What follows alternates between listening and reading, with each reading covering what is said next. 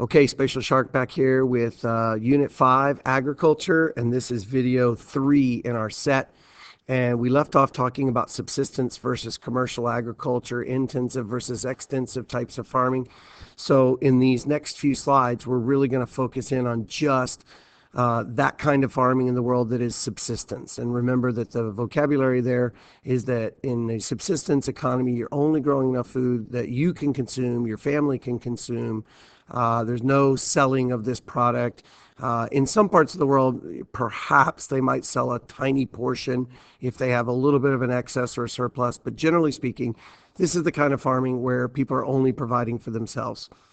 And so the first type of agriculture that we're going to look here is nomadic pastoralism. A word that you might remember when we go back to Unit 2 and we talk about migration patterns, we talked about transhumance, where people are kind of leading their animals up and down in elevation in the mountains as they go up in the summertime to get cooler temperatures, and then they come back down the hillsides in the wintertime to provide pasture for their animals.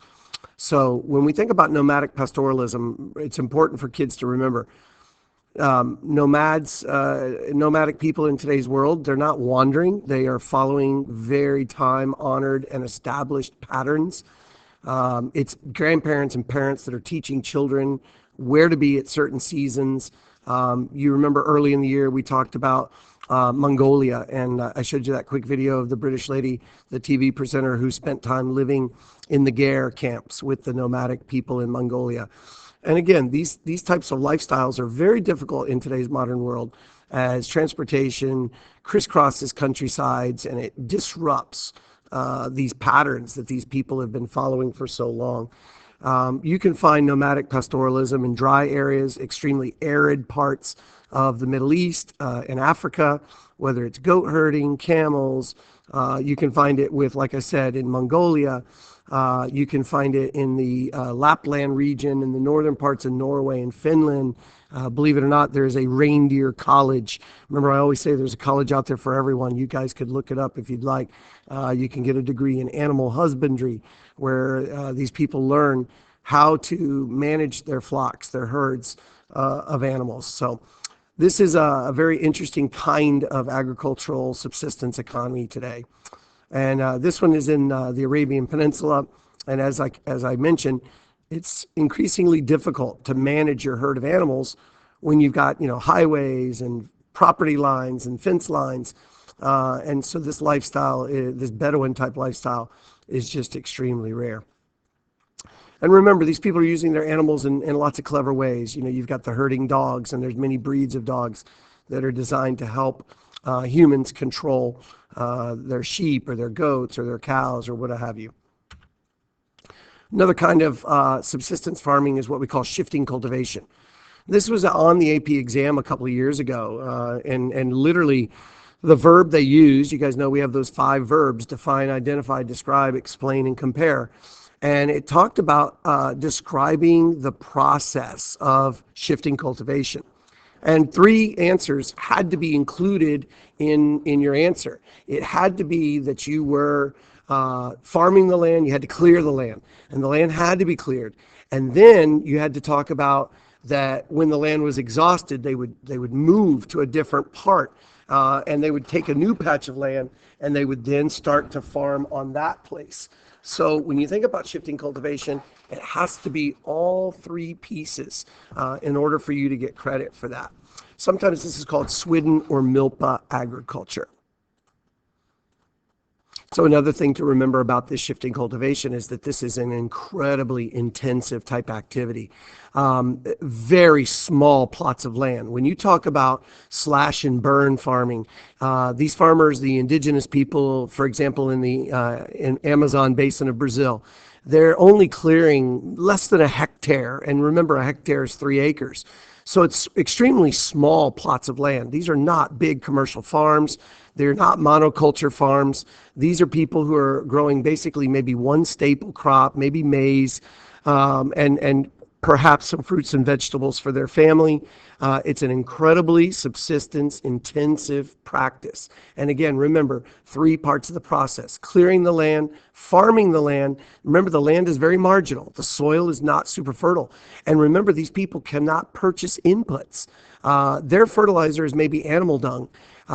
They're hoping for rainfall. The soil, though, remember, rainforest, the canopy is so high that very little sunlight reaches the forest floor.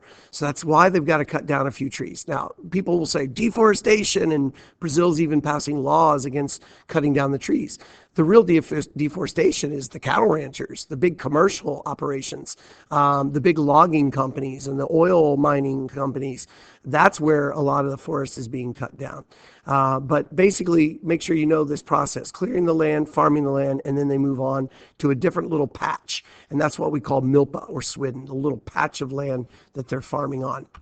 And this is a great example, just showing you clearing a little piece of the forest. And again, sometimes the slash and burn is interesting because the ash that's left over, it becomes the fertilizer. And they use that as a very natural, very organic way to farm. And again, people have been doing this. You talk about sustainability. People have been farming this way for thousands of years. But, you can't grow enough food to feed a big population like this. The density of people per square mile. If it's too high, you can't farm like this. So again, very sustainable in history, and questionable sustainability going forward as populations are getting higher. The most sedentary, the most intensive, the most subsistence kind of farming in the world, though, is this rice farming that we see across Asia. You look up, if you want to search this up, the top 10 rice producing countries in the world. And when you do that, you're probably going to find a top 10 list that is just one Asian country after another, after another, after another. China, India, Japan, the Koreas, Vietnam, Thailand, Cambodia, Indonesia, the Philippines. Rice is the staple food of Asia. In Japan, rice takes on an almost religious type of quality. So when we think about intensive subsistence farming, we're not talking about commercial rice farming in the United States. You're talking about people who are growing tiny little family plots of land. They work the land themselves. When I went to Myanmar a couple of summers ago, and as we drove through the most rural parts of the country, you just look out both sides of the bus, right and left, and it's nothing but rice paddy after rice paddy after rice paddy. And they're all divided into tiny, tiny, tiny little plots of land. As parents and grandparents, give land to their children and grandchildren after they pass on, and these people inherit ever smaller little pieces of territory, and they're having to intensify their efforts even more to be able to grow more and more and more food. Remember, more food always means more people, and of course, Asia is more than half of the world's population. So this rice is really feeding, something like 4 billion of people. Remember that many Asian countries, they're not flat. They're extremely mountainous, really steep land. Erosion is always a problem. Don't forget, when we talk about wet rice, it's got to be flooded, the paddy. Well, it's hard to flood your rice field when you're on the side of a mountain. So an ingenious idea that was developed thousands of years ago is they cut into the hillside and created like these steps, and it's called terracing. And today, tourists will pay big bucks to travel to Bali, to travel to islands in the archipelagic states of Southeast Asia to go see some of these beautiful, beautiful terraces that have been carved in. And it's just, again, it's human environment interaction, people finding a way to grow in the most difficult situations.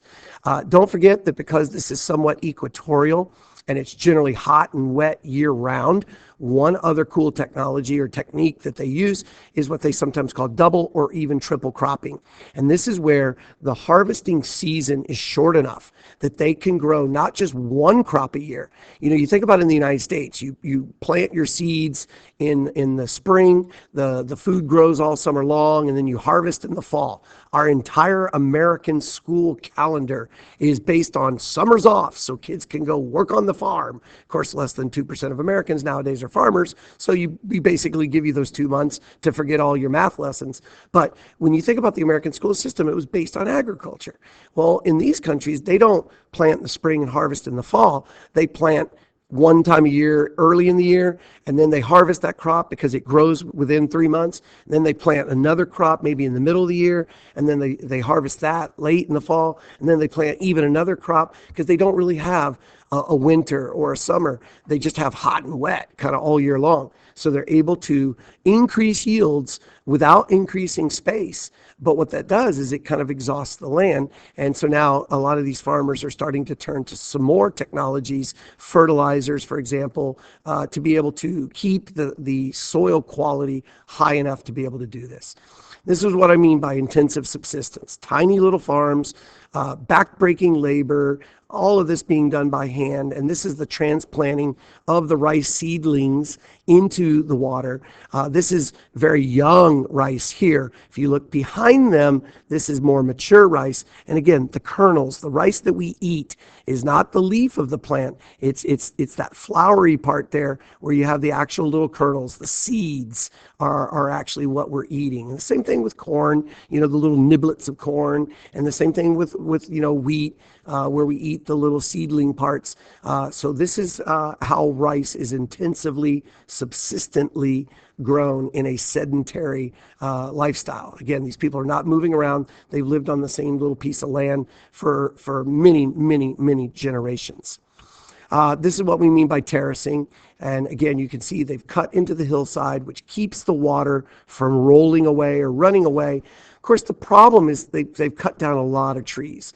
And as many of you know from your science teachers, trees, their roots hold the soil together. The trees absorb water. The trees keep the landscape together. And so in a lot of these countries, you do get problems with monsoons and tropical type weather, cyclone type systems, cyclonic systems. And this is, of course, a particular physical hazard, flooding, mudslides, and those kinds of erosion-linked activities. But this is, again, one way that they try to keep control of the environment that they're living in. It's a possibilism kind of an experiment. When you think about rice production, you notice China, India. We talked about those two big ones. Don't forget, Brazil's a big producer too. Remember the Amazon. So again, the same kinds of conditions as we find in those 10 Asian countries I mentioned. Also rice along the Nile, if you think about that. And then you look at the United States. Now, here's where kids make me mad. They'll say, we grow rice in Alaska. No, we don't grow rice in Alaska. It's a choropleth map, and it's at the national scale. So Alaska is, of course, included in the United States. The reality is, where do we grow rice in Alaska? Where do we grow rice in the United States? If you said the Mississippi River because it's hot and wet, guess what? Good for you. You're thinking like a geographer. All down through Arkansas, Mississippi, Louisiana, where I grew up in Memphis, Tennessee. This was a big port city on the Mississippi, just like St. Louis, just like New Orleans, and up and down the river systems there, you would see rice production. Don't forget those French long lots that we kind of talked about in class. Meets and bounds up here in New England, the rectangular, rectilinear, geometric survey of the Homestead Act of 1862 that provided this perfectly gridded landscape. But along the river, it was very much these long lots, and a lot of this was rice farming, and then they would just float everything down to the port in New Orleans. Only other place in America we produce any kind of quantity of rice is up here in Northern California. This is up in the area of Sacramento. As you get north of the Bay Area, this area, I don't know if you guys have ever been to this part of Northern California, it's 110 degrees in the summertime days. The only thing, as you remember what the farmer said in the video, they don't get rain. It's dry. So kids will say, how are they growing all this rice if it's so dry? Well, you already know the answer now. We talked the other day about the big dams. Up in this area of the northwestern United States, we've got a system, a network of canals and pipelines of water. And again, it's this snow that collects in the Sierra Nevadas and in the northern Rockies. And there's a rain shadow on the other side. All of this is dry and dry throughout the central California valleys. But they collect all that water, they pipe it and pump it and send it down. Remember, 80% of California's water is being used by agriculture. So without that irrigation, there would not be rice farming in this part of the state or in that part of the country. So I hope that this has been pretty helpful to see these maps. And I sent you a couple maps. If you go on Google Classroom, you'll see that I gave you some things about livestock, which we'll talk about more tomorrow as we talk about commercial farming. All right, so in some cases, there is livestock farming that is subsistence. We'll talk about the big cattle ranching and all that in the United States when we get to the commercial section. But this is all kinds of places in the world where people are very small farms, very intensive, very subsistence kind of an activity. Again, very few purchased inputs. They can't go out and buy pesticides and chemical fertilizers. They can't afford irrigation systems. They don't have machinery. So they're doing all of this by hand. And when you talk about animal husbandry, as I mentioned earlier in the video, these people are practicing a very traditional lifestyle. They're intimately involved in the daily lives of their animals. Their animals are their wealth. Every part of the animal is useful. Even after the animal dies, the animal's still useful with its skin and its hide. But when you think about the animal byproducts, the waste products, what do they do with all that animal waste? Well, how about using it as fuel? So this is in northern India, and the young lady here is taking the animal dung, and she's actually making it into these kind of like pancake type shaped things that they will then use as fuel. They will actually burn that in their stoves. And of course, the smell must be indescribable for people like us living in our cozy comfort of Boca Raton. But this is what we mean when we talk about an intensive, subsistence, sedentary kind of a lifestyle. Okay, so again, slightly over 15 minutes. Sorry about the length. Got excited about talking about subsistence intensive farming. We'll be back with the next video, and we're going to start talking about commercial, and we'll introduce you to Johann Heinrich von Thünen, probably the most important model that we talk about when we get to Unit 5, Agriculture. Stay tuned.